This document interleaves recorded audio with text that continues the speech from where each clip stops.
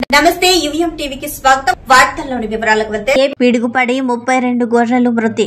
నంద్యాల జిల్లా ఆవుకు మండలం సంగాపట్నం గ్రామ సమీపంలోని అటవీ ప్రాంతంలో పిడుగుపడి 32 గొర్రెలు మృతి చెందాయి. సంగాపట్నం గ్రామానికి చెందిన ఎరుకలి వెంకటేశ్వర్లకు చెందిన 32 జీవాలు మేత మేసేందుకు కొండ ప్రాంతానికి వెళ్లాయి.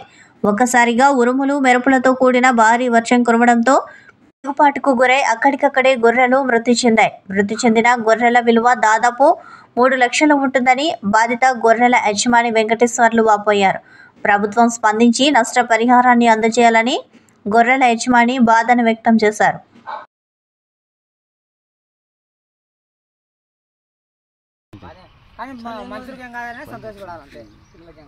ఎన్నింటాయినా మొత్తం 30 దాకా ఉంటాయా? సంగపట్నం కొండెనక. కాకినాడ జిల్లా కేంద్రం కాకినాడ నగరంతో పాటు ఈ నగరాన్ని చేర్చి ఉన్న రూరల్ ప్రాంతంలో గత కొంతకాలంగా దొంగతనాల సంఖ్య పెరిగింది. అదేవిధంగా కాకినాడ నగరం ప్రాంతంలో గంజాయి బ్యాచ్ కు అడ్డాగా మారిందంటూ గతంలో ఆరోపణలు వచ్చాయి. ఈ నేపథ్యంలో జిల్లా ఎస్పీ విక్రాంత్ పాటిల్ పూర్తి స్థాయిలో దృష్టి సారించారు. కాకినాడ రూరల్ తదితర ప్రాంతాల్లో ఎక్కడా ఎలాంటి అవాంఛనీయ సంఘటనలు జరగకుండా ప్రత్యేక చర్యలు చేపట్టారు. ఇందులో భాగంగా ఈ 2 సర్కిళ్ల పరిధిలో రాత్రివేళ గస్తీ పెంచారు. ప్రస్తుతం ఉన్న లా అండ్ ఆర్డర్ పోలీసుల సంఖ్య సరిపోకపోవడంతో ఆర్మడ్ రిజర్వ్ సిబ్బందిని కూడా ఇందుకోసం వినియోగిస్తున్నట్లు పర్యవేక్షణ చేస్తున్న కాకినాడ రూరల్ సిఐ చైతన్య కృష్ణ వెల్లడించారు. ఇటీ రూరల్ జంట నగరాలుగా ఉన్నాయి, 2 కలిసి ఉంటాయి. ఈ 2 ప్రాంతాల్లోకి ప్రవేశించే అన్ని ప్రధాన రహదారుల వద్ద కూడా తనిఖీలు ముమ్మరం చేశారు. సాయంత్రం 5 గంటల నుంచి మరుసటి ఉదయం వరకు రాత్రి గస్తీ పకడ్బందీగా నిర్వహిస్తూ ఉన్నారు. అనుమానితులను ఎవరు బయట తిరగకుండా చర్యలు తీసుకుంటూ ఉన్నారు. అదేవిధంగా బహిరంగ ప్రదేశాలలో మద్యం సేవించడం, ఆకుతాయి చేష్టలకు పాల్పడిన వారిపై కఠినమైన చర్యలు తీసుకుంటున్నట్లు ఈ సందర్భంగా సిఐ తెలిపారు. దీనికి తోడు ఎస్పీ ఆదేశాల మేరకు ట్రాఫిక్ 1-2 సిఐ నూని రమేష్ ఆధ్వర్యంలో రాత్రివేళ వాహన చోదకులు, డ్రైవర్లకు బ్రీత్ అనలైజర్ టెస్టులు నిర్వహిస్తూ ఉన్నారు.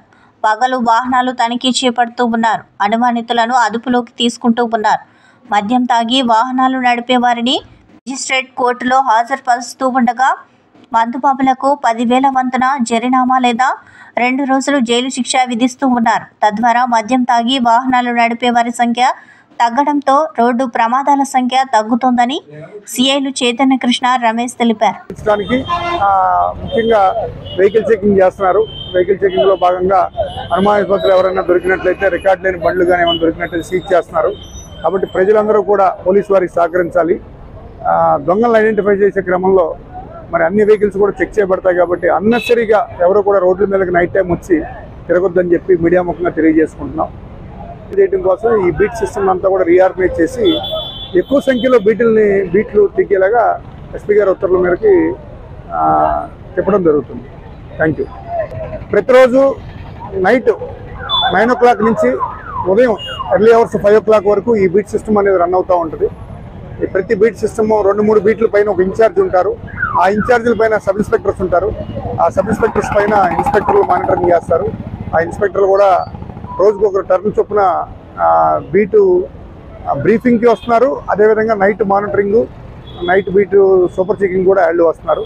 కంపల్సరీ ప్రతిరోజు ఒక డిఎస్పీ గారు కూడా, అంటే టౌన్ పట్టణ పరిధిలో కంపల్సరీ ఒక డిఎస్పీ గారు జిల్లా నైట్ మానిటరింగ్ ఉండి జిల్లాలో జరిగిన నైట్ టైం జరిగిన సంఘటనలన్నింటి మీద కూడా ఇన్ఛార్జిగా ఉండి ఎప్పటికప్పుడు దాన్ని మానిటర్ చేస్తూ ఉంటారు. ఏం లేదు, గతంలో ఆపేవాళ్ళం, గతంలో అందరూ ఆపేవాళ్ళు, అలవాటు తప్పిపోయాం. కలెక్షన్ డ్యూటీస్ కానీ వేరే వాటిలో రిలాక్స్ అయిపోయాం. రిలాక్స్ మోడ్లో ఉండొద్దు. దయచేసి కొంచెం క్విక్గా పనిచేయండి. మంచి రిజల్ట్స్ వస్తాయి. మనం ఫస్ట్ ప్రైమరీ విధి మంది ప్రజల ధన మాన ప్రాణాలు కాపాడాలి. అంటే ధనం కూడా కాపాడాల్సిన బాధ్యత. ఏం లేదు, గతంలో ఆపేవాళ్ళం, గతంలో అందరూ ఆపేవాళ్ళు, అలవాటు తప్పిపోయాం. కలెక్షన్ డ్యూటీస్ కానీ వేరే వాటిలో రిలాక్స్ అయిపోయాం. రిలాక్స్ మోడ్లో ఉండొద్దు. దయచేసి కొంచెం క్విక్గా పనిచేయండి. మంచి రిజల్ట్స్ వస్తాయి. మనం ఫస్ట్ ప్రైమరీ విధి మంది ప్రజల ధన మాన ప్రాణాలు కాపాడాలి. అంటే ధనం కూడా కాపాడాల్సిన బాధ్యత.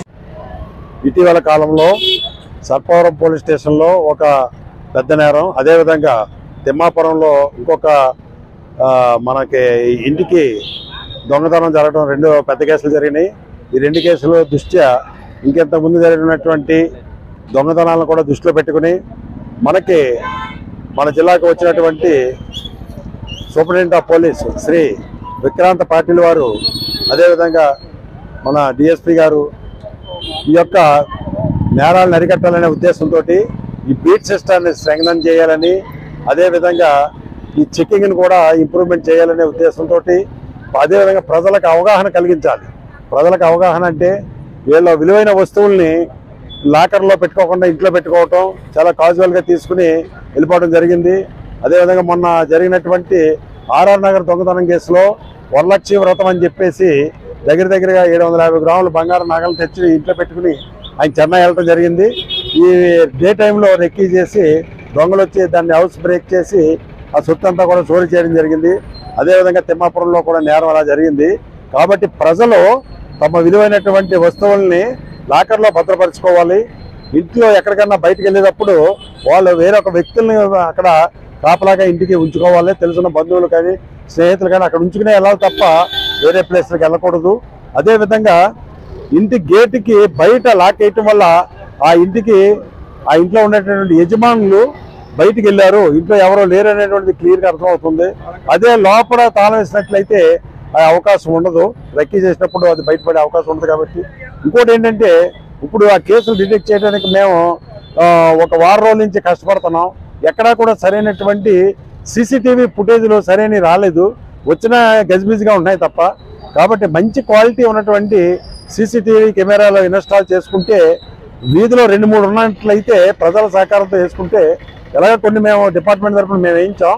అదేవిధంగా ప్రజలు కూడా వాళ్ళు ఒక సందాల రూపంలో కానీ సహకారం ఎవరైనా దాతల దగ్గర సేకరించి కానీ ఈ సీసీటీవీ కెమెరాలు వేసుకుని దాన్ని చేసుకుంటే చాలా బాగుంటుందని ఇంత మూలంగా ప్రజలకు విజ్ఞప్తి చేస్తూ, దీని మీద మేము ఈ యొక్క మహిళా పోలీస్ ద్వారా ప్రతి అపార్ట్మెంట్కి కరపత్రాలు తయారు చేసి వాటిని పంచడం జరిగింది. ప్రజలకి అవేర్నెస్ కలిగించడం, అదేవిధంగా ప్రివెంటివ్ ఆస్పెక్ట్లో బీట్ని స్ట్రెంగ్థన్ చేయటం, తర్వాత బీట్ చెక్కింగ్ స్ట్రెంగ్థన్ చేయటం, డిటెక్షన్ ఆస్పెక్ట్లో కూడా ఎవరు వస్తున్నారు ఎవరు వెళ్తున్నారో చూసుకుని వాళ్ళని డిటెక్ట్ చేసి పోయిన సొత్తుని రికవరీ ఇవ్వడానికి కూడా మా వంతు ప్రయత్నం చేస్తున్నాం. కాబట్టి దీంట్లో మా ప్రయత్నానికి ప్రజల సహకారం తోడైతే మేము ప్రజలకి మంచి సేవ చేయడానికి అవకాశం ఉంటుంది. ఇదంతా కూడా మా ఎస్పీ శ్రీ విక్రాంత్ పాటిల్ వారి యొక్క ఆధ్వర్యంలో జరుగుతుంది. అందుకే ప్రతిరోజు కూడా ఈ యొక్క బీట్ డిస్బర్స్మెంట్ అనేది స్టేషన్లో జరిగేది. అలా కాకుండా ఇప్పుడు ఒక్కొక్క సెంటర్లో ఒక్కొక్క ప్లేస్లో రోజుకి చేయటం వల్ల దీనివల్ల పబ్లిక్లో ఇది ఒక రకమైనటువంటి ఇంపాక్ట్ కలిగేస్తుంది. మొత్తం టౌన్ బీట్లన్నీ కూడా ఒక 30-40 బీట్లు ఒకే చోట ఉండటం, జనం అంతా చూడటం, ఇలాగ డిస్బర్స్ చేయటం అనేటువంటిది చాలా ఇంపాక్ట్ కలిగిస్తుందని సార్ భావించి మమ్మల్ని చేయటం వల్ల, ఇన్స్ట్రక్షన్స్ ఇవ్వటం వల్ల మేము చేస్తున్నాం. అందరికీ మంచి జరగాలి, ప్రజలు కూడా సహకారం కావాలి. D Peddiraju, inspector of police, Sarpavaram police station.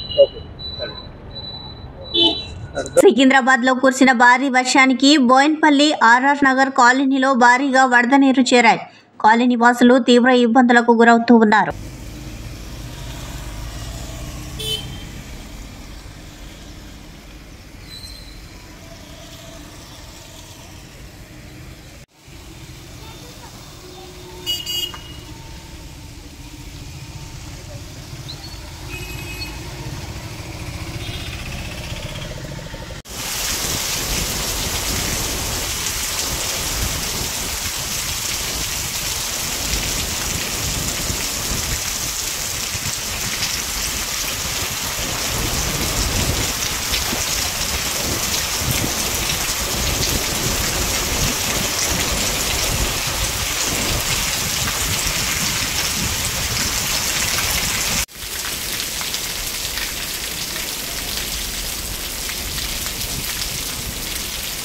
యాదాద్రిలో భారీ వర్షం.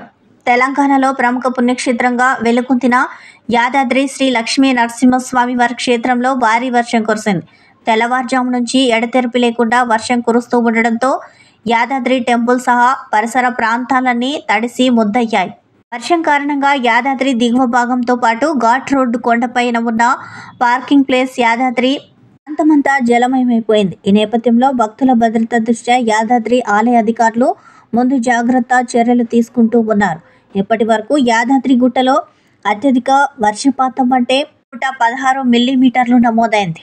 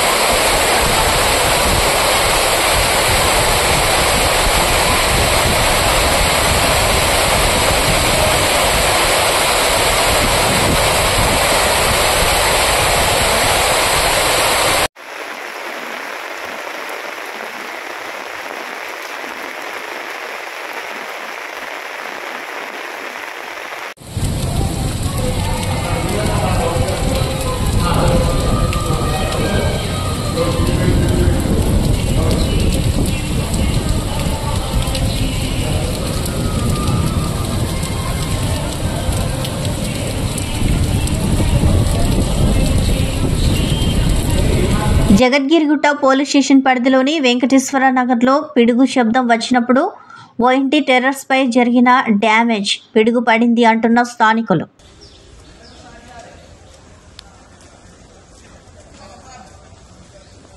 మేడం కార్తీమంటున్నారు.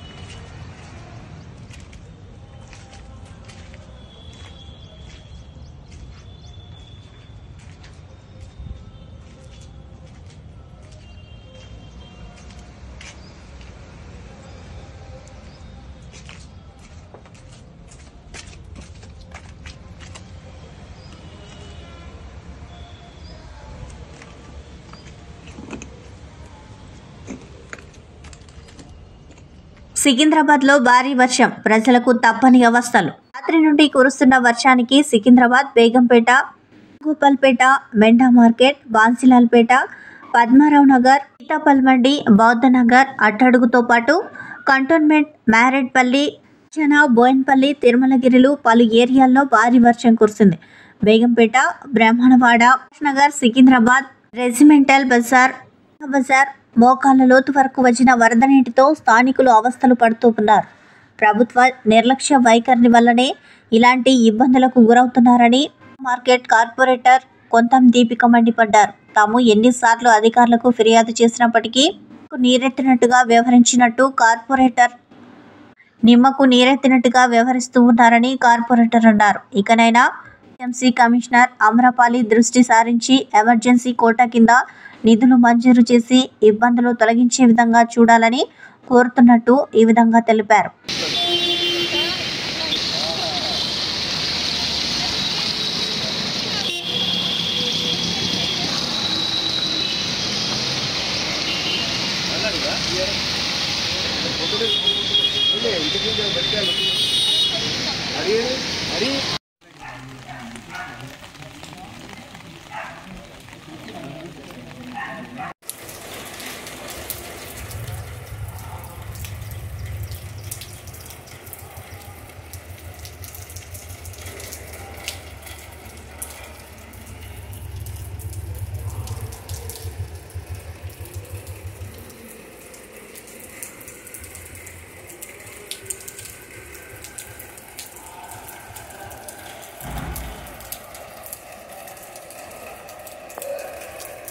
మేడం, మా దుస్థితి ఒకసారి తెలుసుకోండి. ఎందుకంటే ఇక్కడ రెసిడెంట్స్ చాలా ఇబ్బంది పడుతున్నారు. వాళ్ళ ఇంట్లోకి కూడా నేను వెళ్ళడం జరిగింది. 25 కేజీల బియ్యం సంచి కూడా ఇప్పుడు నానిపోయింది. అంటే వాళ్ళ పరిస్థితి ఏంటి? ఇంత ఘోరంగా మనం హార్ట్ ఆఫ్ ద సిటీ అంటారు. మన మోండా డివిజన్ కూతవేట్ల రైల్వే స్టేషన్ ఉంది, ఇంత మంచి అభివృద్ధి చెందుతుంది. కాకపోతే ఇక్కడ ఉన్న లేన్స్ అన్ని చాలా దారుణంగా ఉన్నాయి. ఖచ్చితంగా శాంక్షన్స్ చేయాలి, ఇవన్నిటిని కూడా పర్మనెంట్ సొల్యూషన్స్ చేయాలని మేము అందరం రిక్వెస్ట్ చేస్తున్నాం. నాలా బజార్లో కూడా కొంచెం చిన్నపాటు ఇబ్బందులు ఉన్నాయి. అక్కడ ఆల్రెడీ చిత్రదుర్గ దగ్గర మనం బాక్స్ డ్రైన్ కట్టడం జరిగింది ఒక 2-3 years కింద. సో అక్కడ కూడా కొంచెం చిన్న ఇబ్బందులు ఉన్నాయి. బట్ ప్రధానంగా అయితే మన రెజిమెంటల్ బజారు 31 బస్ స్టాప్ ఎదురు గురుద్వారా ఇవన్నీ సెంటర్ సిటీలో ఇట్లాంటి ఇబ్బంది ఫేస్ చేయడం చాలా బాధాకరము. తప్పకుండా మేము అందరూ కూడా ప్రజలకు మా రెసిడెంట్స్కి అదే హామీ ఇస్తున్నాము. దీన్ని ఫస్ట్ ప్రయారిటీగా దీన్ని రిజాల్వ్ చేస్తాము. మహిళలకు భద్రత కల్పించాలని కర్నూలులో జూనియర్ వైద్యులు డిమాండ్ చేశారు. సమాజంలో మహిళలు ఎదుర్కొంటున్న సమస్యలపై సిటీ స్క్వేర్ మాల్ ఆవరణలో ఫ్లాష్ మాబ్ చేసి ప్రజలకు అవగాహన కల్పించారు. కలకత్తాలో జూనియర్ వైద్యురాలి మృతికి నిరసనగా కర్నూలులో జూనియర్ డాక్టర్లు విధులు బహిష్కరించి ఆందోళనలు చేస్తూ ఉన్నారు. మహిళలు బయటికి వస్తే జరిగే అరాచకాలను వారు స్కిట్ ద్వారా తెలియజేశారు. కలకత్తాలో జూనియర్ డాక్టర్పై జరిగిన దాడిని ప్రజలకు తెలియజేశారు. ఈ దాడికి పాల్పడిన వారిని కఠినంగా శిక్షించేంత వరకు తాము ఆందోళన విరమించమని వారు తెలిపారు.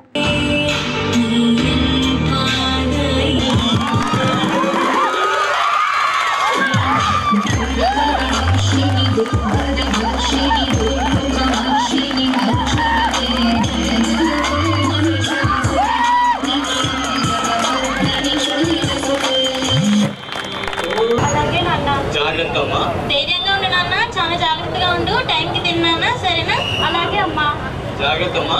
అలాగే నాన్న. ఎవరు నువ్వు? ఏం కావాలి నీకు? ముట్టుకోవద్దు, గట్టిగా మాట్లాడాలి. ఏం చేస్తావు? మర్యాద కొట్టదు నీకు. నీ అంత చూస్తా నేను మళ్ళీ వచ్చావు. దగ్గరికి వస్తే మర్యాద కొట్టదు నీకు. ముట్టుకోవద్దు, ముట్టుకోవద్దు.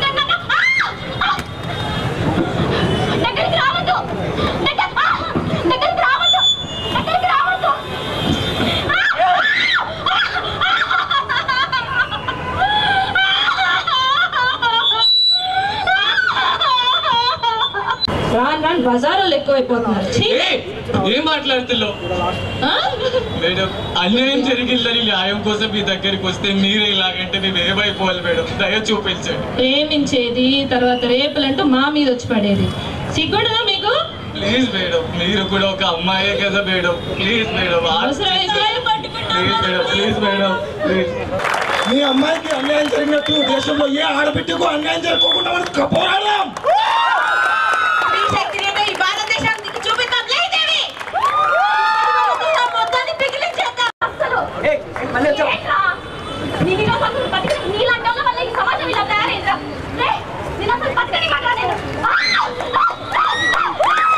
ఇదే రేపు మీ ఇంట్లో మీ అమ్మకు అక్కకు అమ్మకు వదినకు ఎవరికన్నా జరగచ్చు. అప్పుడు కూడా ఇలానే చేతులు కడుక్కొని కూర్చుంటారా? రండి, కదలండి. దాన్ని ఇంకా మర్చిపోలేదు. మా నాన్నగారు ఎంతో ప్రేమతో నాకు స్టేట్ బహుమతిగా ఇచ్చారు. తల్లిదండ్రుల ఆశీర్వాదంతో నా లక్ష్యం వైపు అడుగులు వేశాను అని అన్నాను. అప్పుడు మా అమ్మ జాగ్రత్త నాన్న అని చెప్పగా నేను ఎక్కడున్నాను, హాస్పిటల్లోనేగా, నాకేమవుతుంది అని చెప్పా.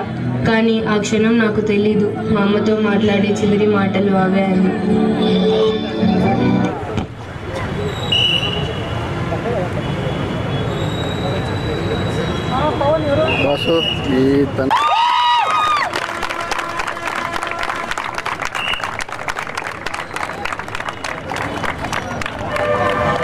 అప్పటికే 8 గంటలు డ్యూటీ చేసిన నేను ఎంతో అలసిపోయాను. రెస్ట్ తీసుకోవడానికి సెమినార్ హాల్కి వెళ్ళాను. ఏదో శబ్దం వినిపించింది. ఎవరో అని కళ్ళు తెరిచి చూశాను. ఏం జరుగుతుందో తెలిసేలోపే చుట్టుముట్టేశారు. భయం వేసి పారిపోవడానికి ప్రయత్నిస్తున్నా. నోరు కప్పేశారు. చెప్పలేనంత భయం. వెన్నులో వణుకు పుడుతుంది. చేతులు కాళ్ళు కదిలించలేకపోతున్నాను. ఎవరైనా సహాయానికి రాకపోరా, వచ్చి నన్ను కాపాడకపోరా అనే ఆలోచన. ఏం జరుగుతుందో అర్థమవుతుంది, కానీ తప్పించుకోవడానికి నా బలం సరిపోవట్లేదు. పగిలి చేతికి గుచ్చుకున్న గాజులు ఇక నొప్పి ఇవ్వట్లేదు. కాళ్ళు చేతులు బలవంతంగా అయిన గాయాలు ఇక రక్తాన్ని కార్చట్లేదు. మృగంలా మారిన మనిషి మీద పడి చేస్తున్న దౌర్జన్యం ఇక భరించాల్సిన పని లేదు. శరీరం చల్లబడింది, ఊపిరి నెమ్మది అయింది, నాడి ఇక మణికట్టులో తగలదు. నిజంగా ఊపిరి ఆగిపోయాకే ఊపిరి పీల్చుకున్నా, కొత్తగా మళ్ళీ పుట్టినట్టు, ఈ వేదన నుండి విముక్తి పొందినట్టు, మళ్ళీ కొత్తగా స్వేచ్ఛ దొరికినట్టు ఉంది. అయినా ప్రాణాలు కాపాడదామని హాస్పిటల్కి వచ్చిన నేను ఇలా శవంలా పడున్నా ఏంటి? సొంత ఇంట్లో నాకు రక్షణ లేనప్పుడు ఇక నేను ఆ దాడికి నలిగి గాయాలతో బతికి ఉండడం కంటే ఇలా జీవోత్సవంలా మరణించడమే మేలేమో. నా చావైనా నలుగురికి రక్షణ కల్పించే దారి అవుతుందేమో. సార్, నా కూతురిని చూపించండి సార్. ఎందుకు ఆపుతున్నారు నన్ను? ప్లీజ్ సార్, చూపించండి. నా కూతురిని చూపుని కూడా చూడండి. మరి కూతురిని కాపాడుకోవాలి, నీ తండ్రికి ఆపి ఏం సాధిస్తారు సార్?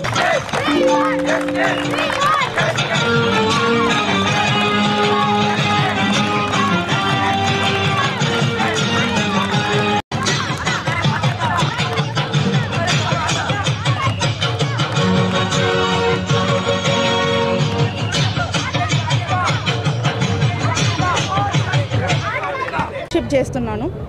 ఇప్పుడు మేము ఇది చేస్తున్నది అంతా ఒక్క అమ్మాయి కోసమే కాదు, అంతా ప్రతి ఒక్క జనాలు చిన్న నుంచి పెద్ద వరకు ఈ ఇష్యూస్ అన్నీ తెలుసుకోవాలని, మొత్తం పబ్లిక్కి మేము ఒక మెసేజ్ అందజేయాలని, వాళ్ళకి ఇట్లా డ్యాన్స్ రూపంలో, స్కిట్స్ రూపంలో అన్నీ చేయడం, అదే మా మెసేజ్ ఇవ్వడం. లైక్ ప్రతి ఒక్కరికి సేఫ్టీ ఉండాలి, ప్రతి ఒక్క ఇష్యూ మీద లైక్ మాకు ఒక రెస్పాన్స్ రాక మేము చాలా రోజుల నుంచి చాలా సఫర్ అవుతున్నాం. మాకు ఒక సెక్యూరిటీ ఇష్యూస్, ఒక 7 days నుంచి ఒక ప్రొటెస్ట్ చేస్తే ఒక కదలిక లేదా మాకైతే అర్థం అవ్వట్లేదు.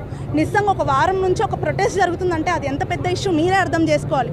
మాకు ఒక సెక్యూరిటీ కానీ, ఒక సీసీస్ కానీ, ఒక అమ్మాయిలు వాష్రూమ్స్కి వెళ్ళాలంటే నైట్ డ్యూటీస్ చేసే వాళ్ళైనా ఎవరైనా, చిన్న నుంచి మేల్స్ అయినా ఫీమేల్స్ అయినా, పీజీసీ యూజీసీ, ప్రతి ఒక్కరు చాలా అంటే చాలా మేము భయపడుతున్నాం బయటకు అడుగు పెట్టాలంటే. నిజంగా ఈ ఇష్యూ మీద ప్రతి ఒక్కరు రెస్పాండ్ అవ్వాలని, పబ్లిక్ నుంచి మాకు చాలా రెస్పాన్స్ వచ్చి చాలా హెల్ప్ అవ్వాలని కోరుకుంటూ నేను సెలవు తీసుకుంటాను. ఈ స్కిట్ చూస్తున్నాగానే చాలామంది బాధపడి ఏడ్చి భయం వేసి, అంటే ఎవరికైనా జరగచ్చేమో, నాకు జరగచ్చేమో, చుట్టుపక్కల వాళ్ళకి జరగచ్చేమో, అంటే ఒక స్కిట్ అది జస్ట్ డ్రామా, అది చూసి మనకి ఇంత భయం వేస్తుందంటే జరగచ్చేమో, నాకు జరగచ్చేమో, చుట్టుపక్కల వాళ్ళకి జరగచ్చేమో, అంటే ఒక స్కిట్ అది జస్ట్ డ్రామా, అది చూసి మనకి ఇంత భయం వేస్తుందంటే ఆ అమ్మాయి ఆ పొజిషన్లో ఉండే వాళ్ళకు ఎంత బాధ, ఎంత భయము. వాళ్ళు చిన్నప్పటి నుంచి ఎవరు అలా ఇలా అవుతుందేమో అని ఎవరు పెరగరు కదా. అందరూ 100 ఏళ్ళ వరకు ప్రశాంతంగా బతికి అంటే చిన్న పెద్ద జబ్బులు చచ్చిపోతారు అనుకుంటారు, కానీ ఇట్లాంటి వాటిలో మన జీవితాల్లో అవుతాయని ఎవరు ఊహించరు. ఎవరికి ఈ పరిస్థితి రాకూడదు, ఇది మళ్ళీ రిపీట్ అవ్వకుండా కోసమే మేము ఇన్ని రోజులు ఇంత ఆపేసి, మాకు కూడా తెలుసు అండి స్ట్రైక్ చేస్తే జనాలకి ఇబ్బంది అవుతుంది, పేషెంట్స్కి ఇబ్బంది అవుతుంది అని తెలుసు. అయినా కూడా మేము ఇది చేస్తున్నామంటే, మా డ్యూటీని పక్కబెట్టి చేస్తున్నామంటే మేము ఆడుకోవడానికి చేయట్లేదు. ఇంకా చెప్పాలంటే, నిజం చెప్పాలంటే మాకు డ్యూటీల కంటే ఈ ఎండల్లో తిరిగి స్ట్రైక్ చేయడమే చాలా స్ట్రెయిన్గా ఉంది. ఫ్యాన్లలో ఏసీల కింద కూర్చోవడమే ఈజీ మాకు మా డ్యూటీలు చేయడం. బట్ స్టిల్ మేము ఇవన్నీ చేస్తున్నామంటే మా కోసం చేస్తున్నాము, అందరి కోసం చేస్తున్నాము. మాకు జస్టిస్ జరుగుతుందని మేము కోరుకుంటాము. అది వచ్చేంత వరకు మేము ఆగము. సమాప్తం. నమస్కారం.